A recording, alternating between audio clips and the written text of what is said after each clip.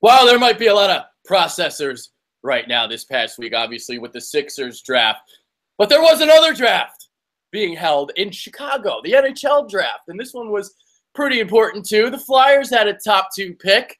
They take Nolan Patrick. Flyers fans are rejoicing.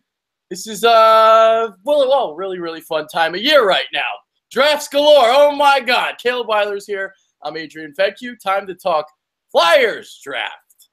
Yeah.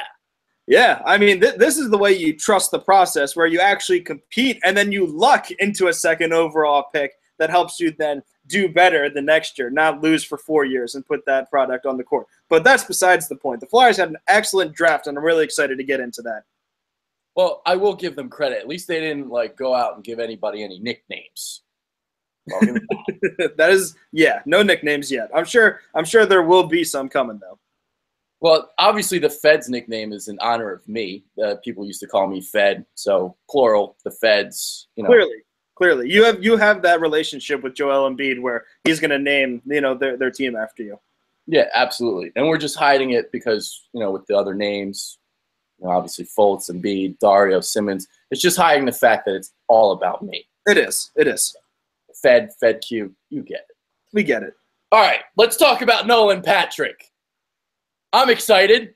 You should be excited. Everybody should be excited. The number 2 pick in the draft. Give us a little bit of a scouting report on the guy. Yeah, absolutely. Nolan Patrick was my pick all along. I think we talked about that a little bit last time. And I'm really glad that he fell to the Flyers at 2. 6'2", 6'3" guy, 200 pounds. He's going to be a force in the East for the next, hopefully 15 years. I mean, this guy is just going to be a stud. You see a lot of bigger centermen over in the West Coast like Getzlaf and Johansson and Kessler, players like that. And you don't see a lot of those in the East where it's more skill-based. But Nolan Patrick is going to be that type of player that gives you two-way play, similar to Jonathan Taves. But if you watch any of his highlight videos or scouting reports, he has a wicked shot. I mean, he can score from almost anywhere on the ice. So that's something that the Flyers desperately need. So the fact that he's going to bring scoring, a 200-foot game to the Flyers, I mean, he's going to slot in really nicely on this team for years to come. Yeah, and let's talk about this year. I mean, we're talking about the next 15 years, but this year, how does he fit into the team? Does he make the team? Yeah, so before the Flyers traded Brayden Schenn, and I know we'll get into that probably a little bit later. Yeah, about a minute. I would have given it about a 60% chance that he makes the team. But now that Shenn's gone, I mean, it's probably closer to a 95% chance because that just opens up another spot in the top 6 for him to play this year. So I think he definitely makes the team. And I also think that he slots in the top 6. I think Couturier definitely thrives in that third center position. Claude Giroux's still your number 1 center going into next season. So you'll definitely see Nolan Patrick in the lineup, probably in the 2C role, either with Wayne Simmons or Jacob Voracek on his wing. So it's going to be really exciting next year. Yeah, and the other thing that people were talking about coming in was the injury history. Crossing Broad had a report. We're about to talk shit on them because they're full of shit. So they had a report that said the Flyers were extremely concerned about Patrick's injury history and were hoping that Hischier would fall to them at number 2. That did not happen. So obviously they got Patrick, and obviously that's the pick you have to make at number 2, best player available. So what do you have to say about that report? Yeah, I would say they're just trying to put that out there to get clicks. I mean, people are tweeting and making articles and doing whatever they want to get people to come to their website.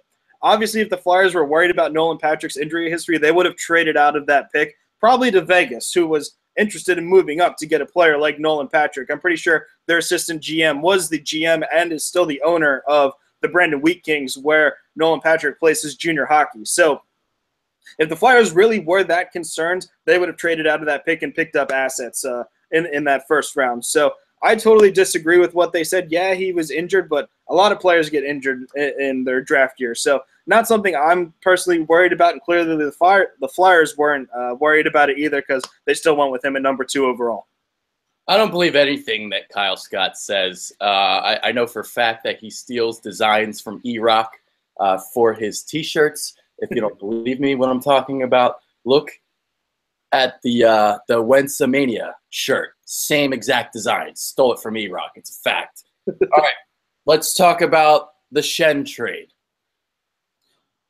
Okay, I know that Bill, former member of the Bitterbirds, he did not like it. What did you think? Actually, let's give over the details. So basically, they traded 2 second-round picks, and the second pick is top 10 protected, correct? So 2018 top 10 protected. If it's not that, then it's a 2019 first and a 2020 third, correct? Correct. So it's they traded him for 2 firsts. They moved up into I believe the 27th pick in this first round and picked Morgan Frost too. We'll talk a little bit more about later. And then, like you said, next year they get another first as long as the Blues don't suck. If they're in the top 10 or magically win the lottery if they miss the playoffs, Flyers don't get that pick. Then it moves to an unprotected pick the following year, and then in addition to that, the Flyers get a 3rd round pick if that protection does come into play next year. So I absolutely loved the trade. The main reason I loved it is, one, Brayden Schenn only scored 8 even-strength goals last year, I believe. He did score 25 goals, but 17 of them were on the power play, which led the league. But at the same time, 8 even-strength goals isn't good enough. So if you're playing on a power play with Gostisbehere, Giroux, Voracek, and Simmons, you're going to score goals. It's just going to happen. So I'm glad, we're not missing out too much there with the 8 even-strength goals. We did have to take back Jori Lehtera, who's kind of a cap dump. His points have gone from 44 to 34 to 22 last year, so he's just been not playing too well. But the best part about this trade is that Schenn was signed for 3 more years, whereas Lehtera is signed for 2 more. So his contract comes off the books when it's time to sign Provorov and Konechny to their extensions. So the fact that the Flyers are getting all of this cap space in 2 years when it's time to re-up them is a great thing. So I absolutely love this trade. Do you think the selection of Nolan Patrick factored into the decision of trading him? Yeah, it's absolutely possible. I mean, if the Flyers picked at 13 and their pick wasn't probably going to come up to the league in 2 or 3 years, you probably see Brayden Schenn play out the rest of his contract with the Flyers and more than likely not re-sign, because this is actually the second time that Ron Hextall has had a factor in trading Brayden Schenn. He originally traded him to us as an assistant GM in Los Angeles. So the fact that the Flyers jumped up from 13 to 2 and were able to take Nolan Patrick, I would say definitely had a huge impact on shipping Schenn out of here. Yeah. All right, now let's talk about the pick. Number 27, they take Morgan Frost. What can you tell us about him? Yeah, it seemed I was following around on some Flyers blogs and websites and forums where people weren't too pleased with that pick. But from everything I gathered, he's a speedy playmaker, and that's something that the Flyers absolutely need is speed. So I don't expect him to make an immediate impact. He'll probably go back and play in juniors or wherever he's playing right now. But I still like the pick because you can never have enough speed. If you need to teach someone to shoot, you can definitely work on that. But Nolan Patrick is definitely the sniper out of this draft, and I was excited to still get Frost in the first round. Yeah. And another move that the Flyers made, trading up in the second round to select Isaac Ratcliffe. So this dude's huge, right? He's like 6'6". Yeah. This was supposed to be a first-round talent. They get him in the second round. They trade up. So I would think that this is a good move. Yeah, absolutely. This was actually my value pick for the Flyers. It was between him and someone else they took later that I'll talk about a little bit. But Isaac Ratcliffe was definitely a great pick. He was definitely projected to go into the first round. And I think once the Flyers saw that he fell out of there and continued to drop, that they had to go up and get him. People compare him to Wayne Simmons. He's a little bit taller than Wayne Simmons, but the same type of game. The shot, he's a sniper. The long strides. He's a big guy. He plays with his body. So I absolutely loved that pick. Well, we probably won't see him for 2 or 3 years as well. But that was a great move by GM Ron Hextall to move up and grab him. Yeah, they say he models his game after Rick Nash. Yeah. If we had a Rick Nash in here, I definitely would not complain. Well, prime Rick Nash, not now Rick Nash. There's a difference. There we go. All right, so this is the point where you get to talk about that other pick that you like, because now the rest of the draft, which of the picks did you like the most? Was there one maybe you didn't like? Talk about that. For me, I absolutely loved the Matthew Strome pick. I believe they picked him up in the 4th round. He is a poor skater, which is something that they can definitely work on with him. But the rest of his game is pretty complete. So if he can work on his skating, he would have been a top first-round talent. His brother Dylan and his brother Ryan were both picked in the first round of their respective drafts. And I believe they're both playing in the NHL right now. So it's obviously in his genes. And if he can work on that, that's going to be a great steal for the Flyers moving forward. So I'm excited to get him that late in the draft. Yeah. All right. One more thing. Well, we'll talk about a couple more things. But Nico Hischier, I wanted to get back to him. Mm-hmm. Now, why did he rise? Was it the injury history? Was it that the concern? Or is it because the Devils actually thought he was a better player? Yeah, well, Nico is absolutely a great player. I mean, he scored 86 points in his junior team this season. So he's absolutely a great player, and a lot of people said that he showed skill higher than Nolan Patrick this year, obviously with the injuries and everything like that. It just was the perfect storm for Nolan to drop to 2 and for Nico to go number 1. So he's obviously a dynamic player. He's extremely flashy, and he'll definitely fit in when he moves up to that 1C spot with the Devils with Taylor Hall. So he'll be very good for a long time. But for me, it was a very sudden rise, and I just didn't feel comfortable. Obviously, it's not my decision, but I wouldn't have felt comfortable taking him with the first overall pick just because you have the quality of Nolan Patrick over the last 2 years, regardless of injury history, where he was definitely by far the best prospect. So I'm surprised the Devils took Nico at number 1, but I can understand why they did. I'm about to pull a Bob Brookover and confess that I have never seen Nolan Patrick or Nico Hischier play. But but from my history with dealing with drafts and NBA drafts and NFL drafts, if I have the number 1 pick, I want the consistent number 1. I don't want a guy that's rising late. That scares me a little bit. Taking a guy that just rises up the ranks like suddenly and out of thin air, basically. Give me the consistent. Give me the Ben Simmons over Brandon Ingram. I've made that comparison a lot. That's the way I look at it. But again, it's like I can't tell you anything about these two, so it's really not fair. No, absolutely. But I agree with you there. I mean, Nico Hischier, midway through his junior season, was not even in top 10. So the fact that he rose that quickly in his draft year was definitely concerning to me. But he had a great World Juniors. He played extremely well for Switzerland, his home country. And, I mean, he's a great player. But the fact that he moved up so quickly, and last year Nolan Patrick scored 100 points as a 17-year-old for the Brandon Wheat Kings and led them to a championship. I mean, that's just incredible. So for me, I mean, it was always Nolan Patrick. I'm glad he fell to us, and time will tell. But this is going to be a great rivalry between two Metropolitan Division teams with the Flyers and the Devils going number 1 and number 2. So we'll get to see, 4 or 5 times a year which player is going to be better against each other. All right. I wanted to read off a quote from Pierre Maguire. I don't know if you saw this or read this, but he said, with Nolan Patrick, the Flyers have a murderer's row that will make them a beast and take them into the playoffs. Do you agree with that? Yeah, this is actually the first thing that Pierre Maguire has ever said that I agree with. So, normally he's talking about the Penguins, and I normally disagree with all of that, despite the fact that they're a great team. But the fact that he was praising the Flyers actually says a lot about the centers that they have. Talking about the murderer's row, where you have Claude Giroux, where now with Nolan Patrick, Sean Couturier, and Mike Vecchione, Scott Lawton, Valtteri Filppula, Laterra, whoever you want to play as that fourth-line center. I mean, that's definitely a trio or 4 players to be reckoned with. So I'm extremely excited, and despite the fact that they have these great centers now who are all under the age of 30, they also have these defensemen who are coming up. So the Flyers are going to be a really good team for a really long time as long as these players play to where they're projected to. Yeah, so just to go into the quote a little bit further, they're going to be so good.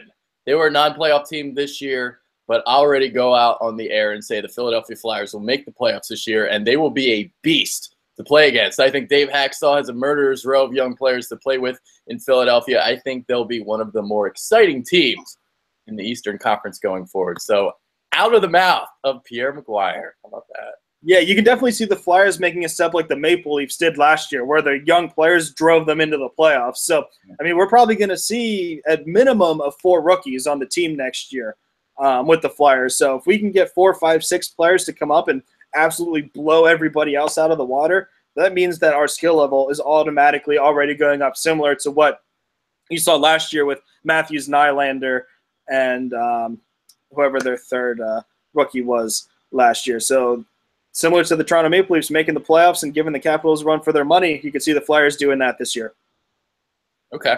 All right, broad picture, just the NHL landscape. Who did you think were the winners and losers of the draft? I mean, it's hard not to give the Devils or the Flyers the winners because they jumped up into a spot that they definitely didn't deserve to be in. The Devils were able to take the number 1 overall pick, and Nico Hischier and the Flyers were able to jump up to number 2. So if I had to pick winners, it'd be them or Vegas, who had 3 first-round picks. And in addition to that, Los Angeles had Gabe Vilardi fall to them out of the top 5. I believe they picked 9th or 10th. So they were definitely the winners of my draft, one of those 4 teams. And for losers, I mean, out of the blue, the Penguins traded their first overall pick for Ryan Reeves, who is not that great of a player, definitely not worth a first-round pick. Maybe they didn't like who was left on the board, but at that time I really didn't think that it was a great deal. So for the Penguins, who already are short on picks, trading a first for Ryan Reeves was definitely making them my losers in the draft. I'll say something that I just thought was just really weird. And, you know, I already know that Joshua Harris owns the Devils. But to see him, like, in that Devils contingency, and then you got the Flyers picking number 2, and knowing that he owns the Sixers, it's just like, what the hell, man? Yeah, but he got 2 overall picks back-to-back. Yeah. Thursday night and Friday night, so good for him, right? Jeez. Well, he better be trusting the process a lot more than the Devils. I'm sure he is. Yeah, jeez. Oh, well. All right, so you got any final thoughts before we head out? I'm just ready for rookie training camp. September and October cannot come fast enough for preseason hockey and regular season hockey. It's going to be awesome. They released the schedule, and the Flyers actually open up on the road again. They actually start their season with a back-to-back, I believe, in Los Angeles and San Jose, and I believe they play Anaheim while they're out there as well. So it's going to be a tough start for the Flyers going up against 3 really good Western Conference juggernauts who mostly made the playoffs last year, minus the Kings, but definitely a playoff team. So it's going to be great to see what the Flyers can do, and that's going to be an awesome test for them to see if they can pull out a couple wins out of a early road trip. Yeah, it's a shame that they don't have like a summer league for the hockey because, dude, I love the NBA summer league. I'm not gonna lie, I freaking eat that shit up. I get more excited over the summer league than the actual Sixers season. Mm-hmm. Maybe not this year, but the last couple of years, man. Ben Simmons last year in the summer league trumped everything from last year, even though Joel Embiid was awesome. So I love the summer league. I would watch Nolan Patrick, absolutely. Yeah, that would be awesome. Too bad they don't have something like that, but it's good for they do like development camps and training camps and everything like that. So we still get our fill, but unfortunately we don't get to see it in person. Yeah, too hot this summer. Can't do hockey this summer. It's just illegal. It is. Yep, I agree. All right, that's it. That's our draft recap. You want to see if we have any questions, if anyone has any comments? Yeah, we can do that. All right. We're getting big enough that we actually have comments. I would have thought before I said that. Actually, where the hell is this damn thing? I forget how to get there. Hold on. Damn, I haven't done this in a while, so now I forget how to get there. Damn it. Maybe I'll just cut it off. There we go. How to get. What about the goalie? Does he show top talent? I believe he plays in the equivalent to the Russian Juniors League. He has excellent stats right now, but I still don't think he jumps over Carter Hart or Anthony Stolarz as our top prospects, even probably below Sandstrom. He could turn out to be a great player. I believe his save percentage was over .930, and his goals against average was below 2, so he's definitely a great prospect, and Hextall said he wanted to come out of this draft with another goalie prospect, and he did. So knowing Ron Hextall, if he's picking a goalie, he's probably going to be good. So I definitely liked the pick, but at the same time, I don't think he's good enough to jump over the goalies we already have in the pipeline. Yeah. All right, that's it. That's the only comment we had. All right, good comment, though. Yeah. All right, so we'll end it now unless somebody really, really wants to get another question in, but I don't think so. All right, so that is Caleb Weiler. I am Adrian Fedque. Keep tuning into the Bitter Birds, baby, for your Flyers news. That's where we're going. That's where everyone's going. Do it. We're out. Peace.